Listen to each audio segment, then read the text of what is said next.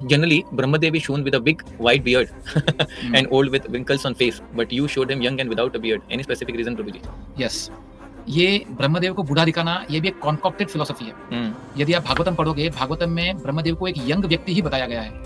कोई भी शास्त्र में ब्रह्मदेव को बूढ़ा नहीं बताया गया है। ये है महाअवतार नरसिंह फिल्म के राइटर जयपूर्ण दास। इनका कहना है कि ब्रह्मदेव का जब इन्होंने बताया प्रकरण कि ब्रह्मदेव को सभी लोग इस प्रकार से दिखाते हैं कि वो बूढ़े हैं, किंतु वास्तविकता में वो बूढ़े नहीं हैं, ऐसा भागवतम में लिखा है। जब आपने इतनी भागवतम पढ़ी है तो ये ध्यान नहीं आया कि मंत्र को सदैव गुप्त रखा जाता है, और इन्होंने कीर्तन करवा दिया द्वादशाक्षर मंत्र का। और चलो करवाया तो करवाया, वो भी गलत मंत्र उच्चारण करवाया, और गलत मंत्र को आज न जाने कितने ही लोग आते फिर रहे हैं। कौन के लोगों ने क्या कसम खा के रखी है कि हम जो भी कार्य करेंगे, जो भी प्रचार करेंगे, अपने मनगढ़ंत ही करेंगे। भगवत गीता में विकृति उत्पन्न करके प्रचार करेंगे, भागवत में विकृति उत्पन्न करके प्रचार करेंगे, और मंत्रों में बदलाव करके जो है हम प्रचार करेंगे। जिस प्रकार से बहुत सुंदर एक भोजन की थाली लाई गई हो, किंतु उसमें एक कण यदि विष्ठा का हो तो वो भोजन त्याज्य होता है। ठीक उसी प्रकार से जो ये लोग प्रचार कर रहे हैं, शास्त्रों में विकृति उत्पन्न करके, मंत्रों में विकृति उत्पन्न करके, वो प्रचार त्याज्य है, स्वीकार करने योग्य नहीं है। मंत्रों को गुप्त रखने का विधान शास्त्रों में बताया गया है, और इन्होंने तो मंत्र को ही बदल डाला। तो जब मंत्र को ही बदल दिया, भागवतम में देखा तो होगा नहीं कि क्या मंत्र है, और जब भागवतम के मंत्र को ही इन्होंने द्वादशाक्षर मंत्र को ही बदल दिया,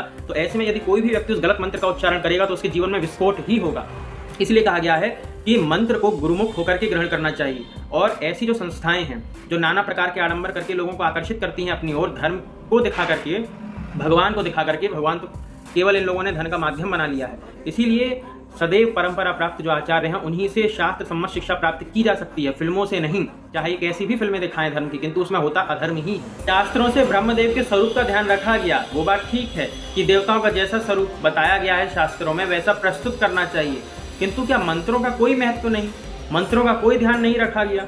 द्वादशाक्षर मंत्र को गलत रूप में प्रस्तुत किया गया, मनगढ़ंत मंत्र बना दिया गया। क्या इसीलिए कि अब इस मूवी के माध्यम से एक नया मंत्र प्रचारित किया जाएगा? किसके माध्यम से? इस्कॉन के माध्यम से। क्या इस्कॉन के जो विद्वान हैं उन्होंने मंत्रों पे ध्यान नहीं दिया? वैसे बहुत शास्त्रों की बात करते हैं, तो शास्त्रों की बात करने वाले कहाँ गए सारे के सारे? मंत्रों की अब कोई बात नहीं करेगा इस पर कि गलत मंत्र उच्चारण किया गया और गुप्त मंत्र को इस रूप से प्रकाशित किया जा रहा है पूरी पब्लिक के सामने। ये क्या है? ये विस्फोट है। इसीलिए ऐसी जो संस्थाएं हैं इनमें धर्म प्रचार नहीं होता, इनमें अधर्म प्रचार होता है, धर्म को सामने रख करके। इसलिए इनसे सावधान रहें।